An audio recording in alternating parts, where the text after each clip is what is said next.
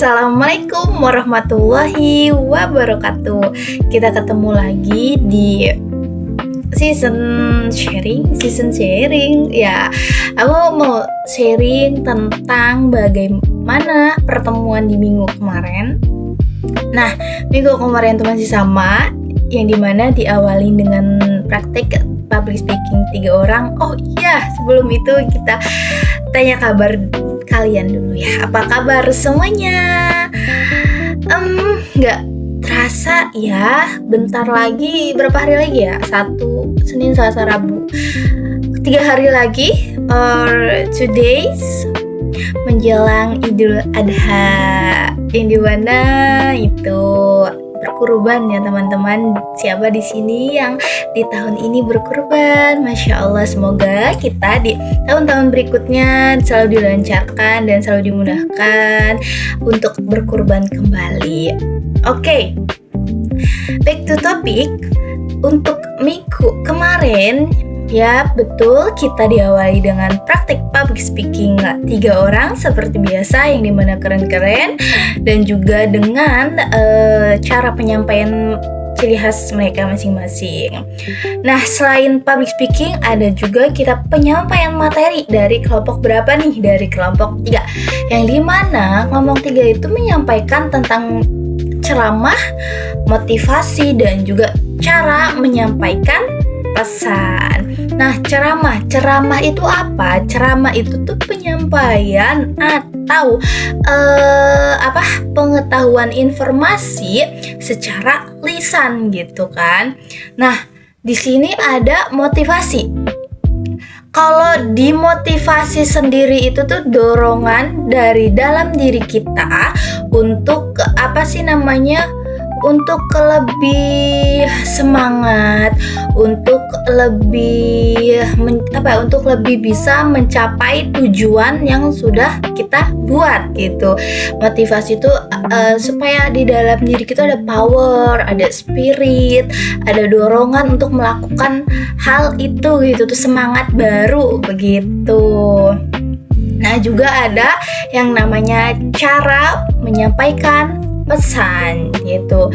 Nah, cara menyampaikan pesan itu cara menyampaikan pesan, atau bisa kita bilang cara menyusun pesan itu sendiri bagaimana.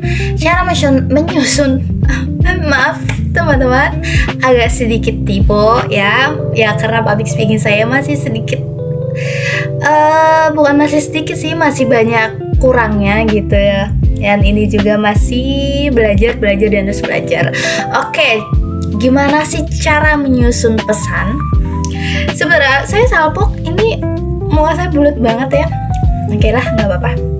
Nah, cara menyusun pesan itu ada di pertama, yaitu kita mengenali karakter audiensnya. Bagaimana sih, maksudnya apa karakter audiens tuh? Nah, sebelum kita melakukan ceramah atau menyampaikan pesan secara lisan tadi, kita harus tahu kita kan ceramah, kan public speaking di mana gitu. Kalau misalkan di perkampungan, kita tahu nanti yang akan mendengarkannya siapa, caranya bagaimana. Misalkan tentang ceramah biasa yang akan diadakan atau dihadiri oleh masyarakat sekitar. Nah, itu pastikan yang sudah berumur atau yang bukan anak kecil gitu ya. Nah, dari situ kita sudah sedikit lebih tahu tentang karakter audiensnya begitu. Lalu ada di mana? Ada di dari sisi kita menyusun sisi komunikasi pesan kita dan juga audiensnya. Lalu ada juga di mana kita membentuk kepercayaan pembicara. Maksudnya apa? Kepercayaan pembicara itu membangun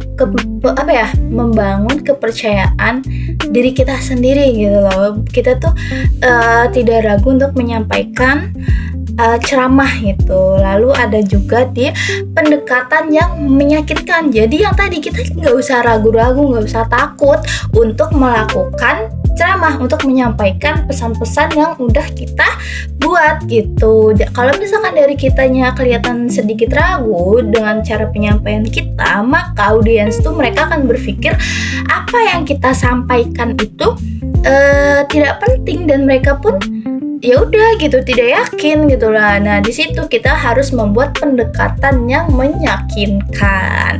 Lalu ada juga kita menggunakan cerita yang nyata gitu, menggunakan analogi gitu kan. Jadi tidak mengada-ngada agar audiensnya itu ya tadi percaya, dan juga kita tuh bisa meyakinkan audiens. Kalau dari kitanya ragu, kalau dari kitanya masih abu-abu, ya orang yang mendengarkannya pun akan berpikir yang di luar dari kita. Seperti itu ya teman-teman. Oke, mungkin sharing season agak gelap. Mungkin sharing season kita kali ini sampai di sini aja. Kita ketemu kembali after Idul Adha. Nanti akan menyapa-nyapa lagi dan menanyakan kabar kalian setelah Idul Adha. Oke, bye-bye. See you next time. Assalamualaikum warahmatullahi wabarakatuh.